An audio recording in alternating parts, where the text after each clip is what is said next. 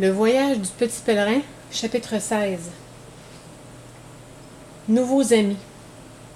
Debout à côté de Vigilant, sous le porche du palais magnifique, Petit Chrétien attendait.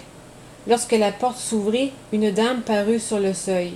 C'était Discrétion. Et dès qu'il l'eut regardée, Chrétien sut qu'il n'avait jamais vu de figure aussi douce. « Pourquoi m'avez-vous appelé ?» s'enquit Discrétion. Puis, voyant l'enfant, elle lui mit gentiment la main sur l'épaule.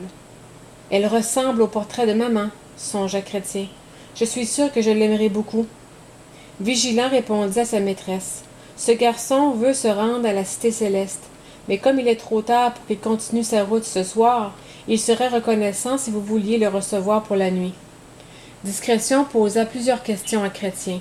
Elle voulut savoir de quelle ville il venait, pourquoi il avait quitté sa maison, et qui lui avait indiqué le chemin du roi. Elle lui fit raconter en détail son voyage. « Comment t'appelles-tu » dit-elle en terminant. « Chrétien. Je serai si content si vous voulez me permettre de rester ici jusqu'à demain matin. » Discrétion sourit de l'air anxieux du garçonnet. « Oui, tu le peux, et je vais appeler mes filles. Attends-moi un instant. » Elle s'en alla et revint bientôt accompagnée de 3 fillettes. Les 2 aînées, Piété et Prudence, étaient plus âgées que Chrétien, mais Charité, la plus jeune, paraissait être du même âge que lui. « Voici un pèlerin du roi. Nous pourrons lui trouver une place dans le palais, n'est-ce pas? »« Oh, certainement, » répondit Prudence, et Charité, s'approchant de Chrétien, mit sa main dans la sienne comme Christiana l'avait fait autrefois. « Entre, » dit Piété, « nous sommes contentes que tu sois venu. » Il y avait un grand nombre de personnes dans l'antichambre du palais, lorsque Chrétien y parut, mais chacune le regarda avec affection. « C'est maman qui s'occupe de tout ce monde, lui confia Charité. Nous prenons soin des petits pèlerins. Chrétien doit être fourbu. Conduisez-le dans votre chambre, mes enfants. Il aura le temps de se reposer avant l'heure du dîner. » Les 3 fillettes amenèrent donc Chrétien dans une pièce gaie et confortable, où il fut heureux de pouvoir enfin s'asseoir. Une lampe était allumée et envoyait sa joyeuse clarté sur les murs ornés de très belles peintures. Piété et Prudence prirent leur couture, et Charité s'assit sur un tabouret auprès de Chrétien. C'était une aimable petite fille que Charité, toujours disposée à rendre service, et cherchant sans cesse ce qui pourrait faire plaisir aux autres. « Si tu n'es pas trop là, Chrétien, veux-tu parler de ton voyage? » dit Piété. « Pourquoi es-tu parti de chez toi? » « Parce que j'avais peur, » déclara Chrétien. « Quand les inconnus venaient dans notre ville, ils nous assuraient qu'elle serait détruite un jour. Et qu'est-ce qui t'a donné l'idée de suivre le chemin du roi? Mon livre qui parlait de la cité céleste. Puis une fois que j'ai rencontré Évangéliste, il m'a montré où était la porte étroite. Interprète a-t-il reçu chez lui? Oh oui, il a été si bon pour moi.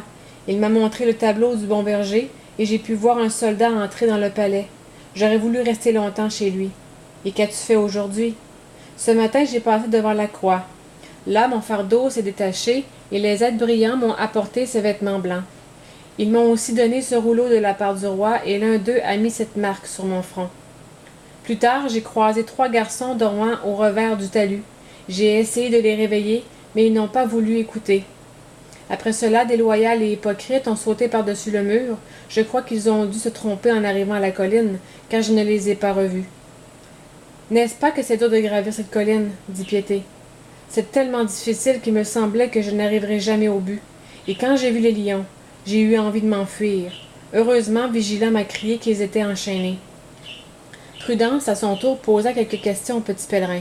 « Penses-tu parfois à ta maison? »« Oui, souvent, répondit Chrétien. »« As-tu quelquefois l'envie d'y retourner? »« Oui, car je n'en puis plus. Pourtant, je sais que la cité céleste vaut mieux que destruction, et que je serai bien content d'y habiter. »« Qu'est-ce qui te rendra si content? »« De voir le prince, affirma Chrétien. Je l'aime, car il est mort à notre place. Les gens qui l'ont cloué sur la croix ont été très cruels, n'est-ce pas?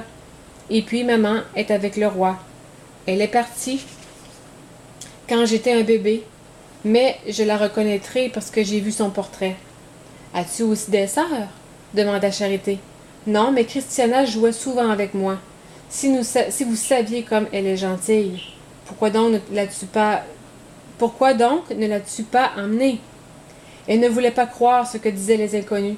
D'ailleurs, c'est elle qui s'occupe de ses petits frères, Ils n'ont plus ni père ni mère. Elle est seule pour tout faire. N'as-tu pas essayé de la décider à venir? Je lui ai parlé de la cité. Seulement peut-être ne serais-je jamais partie si je n'avais pas connu Évangéliste. C'est lui qui m'a indiqué le chemin de la porte étroite, et alors je suis partie sans hésiter, sans même dire adieu à Christiana. Eh bien, j'espère qu'elle aussi verra Évangéliste, qu'elle viendra et amènera ses frères avec elle. À ce moment-là, on entendit le son d'une cloche. Piété et Prudence se levèrent. C'est pour nous prévenir que le dîner est prêt. Petit Chrétien était aussi affamé que fatigué, et il mangea de bon appétit. Après le repas, Discrétion l'emmena dans une jolie chambre, dont la fenêtre donnait au levant.